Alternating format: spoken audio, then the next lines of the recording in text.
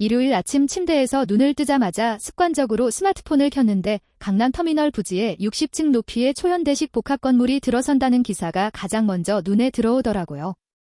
2조 원이라는 엄청난 액수의 공공기여금이 투입된다는 대목을 읽으면서 한편으로는 우리 도시의 화려한 미래가 기대되기도 했지만 다른 한편으로는 내 삶과는 너무 동떨어진 별천지 이야기 같아서 묘한 박탈감이 들기도 했어요. 민호 씨는 이런 대형 개발 뉴스를 접할 때 경제학자이자 뇌과학자의 시선으로 어떤 지점을 가장 먼저 주목하시나요?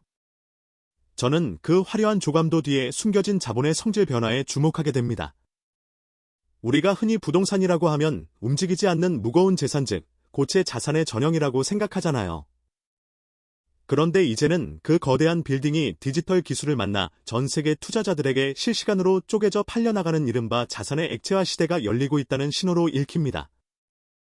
뇌과학적으로 봐도 이런 대형 인프라 뉴스는 우리 뇌의 보상 회로를 아주 강렬하게 자극하며 미래에 대한 예측 시스템을 가동하게 만들거든요. 보상 회로라고 하시니까 흥미롭네요. 사실 2022년 뉴런지에 발표된 연구를 보면 인간의 뇌는 거대한 이익이 예상되는 정보를 처리할 때 도파민 수치가 급격히 상승하며 마치 내가 그 이익의 주인공이 된 것 같은 착각을 일으키기도 한다고 하더라고요. 하지만 동시에 실물자산 토큰화라는 RWA 같은 생소한 개념이 등장하면 뇌는 기존의 소유 개념과 충돌하며 인지적 부조화를 겪게 되죠. 내가 만질 수도 없고 들어갈 수도 없는 강남 빌딩의 아주 작은 조각을 소유한다는 것이 과연 진짜 내 자산인가 하는 의구심이 드는 건 당연한 심리일 거예요. 맞습니다. 그 인지적 부조화가 바로 우리가 변화를 받아들이는 첫 번째 단계라고 할 수 있습니다.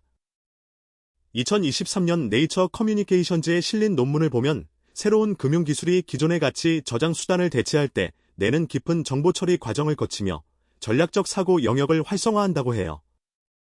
특히 내일인 7월 6일부터 우리나라 외환시장이 역사상 처음으로 24시간 개방된다는 소식은 이런 자산의 액체화를 가속하는 결정적인 트리거가 될 겁니다.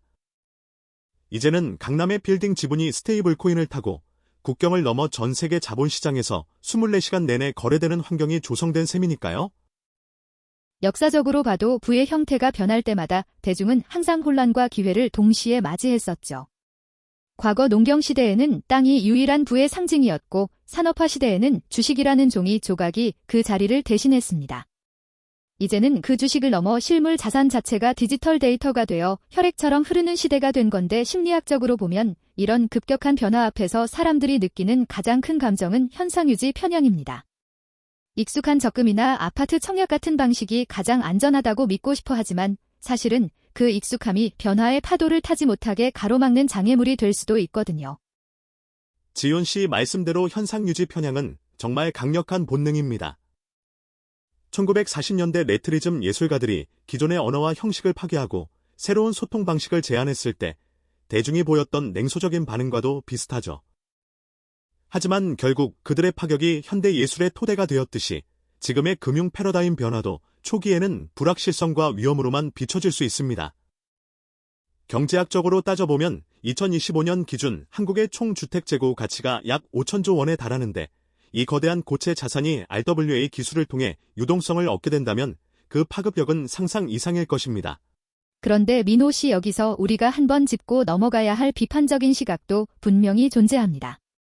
아무리 기술이 발전하고 시장이 열린다고 해도 결국 자본력이 있는 소수만이 이 흐름을 주도하고 일반 서민들에게는 오히려 더 큰 소외감을 안겨주는 투기 수단이 되지는 않을까요? 비평가들은 법적 규제나 보안 문제가 완벽히 해결되지 않은 상태에서 자산의 액체화만을 강조하는 것은 위험한 낙관론이라고 경고하기도 하거든요. 저도 가끔은 이런 첨단 금융 이야기가 우리네 소박한 삶을 위협하는 건 아닌지 걱정이 될 때가 있어요. 매우 날카로운 지적입니다. 저 역시 그 부분에 대해 깊이 고민해 보았습니다. 하지만 2021년 셀지에 게재된 연구에 따르면 인간의 뇌는 불확실성을 회피하려는 본능만큼이나 새로운 환경에 적응하여 최적의 생존 전략을 찾는 가소성 또한 가지고 있습니다. 자산의 액체화는 단순히 부자가 더 부자가 되는 도구가 아니라 고착화된 자본시장의 진입장벽을 낮추는 민주화의 과정으로 해석될 여지도 충분합니다. 과거에는 수백억 원이 있어야만 가능했던 빌딩 투자가 이제는 단돈 몇만 원으로도 가능해지는 구조가 만들어지고 있으니까요.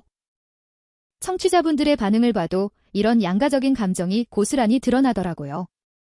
대기업에 다니는 28세 사원 한 분은 월요일 아침부터 이런 복잡한 경제 공부를 해야 한다는 사실에 한숨을 내쉬기도 했고 은퇴를 앞둔 63세 어르신은 세상이 너무 빨리 변해서 머리가 지끈거린다고 호소하셨어요.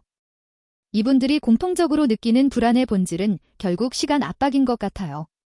나는 열심히 살고 있는데 세상의 속도는 저만치 앞서가고 있다는 그 막막한 말이죠. 그 막막함을 해소하기 위해서는 우리가 돈을 대하는 태도 자체를 바꿔야 합니다. 열심히 사는데 왜 돈은 안 모일까라는 질문에 대한 해답은 내 노동력이 부족해서가 아니라 내 자산이 정체된 시간에 갇혀있기 때문일 수 있거든요. 24시간 외환시장이 개방되고 자산이 액체화된다는 것은 내 자본이 내가 잠든 시간에도 전 세계의 성장 동력과 연결되어 스스로 움직일 수 있는 환경이 마련되었다는 뜻입니다.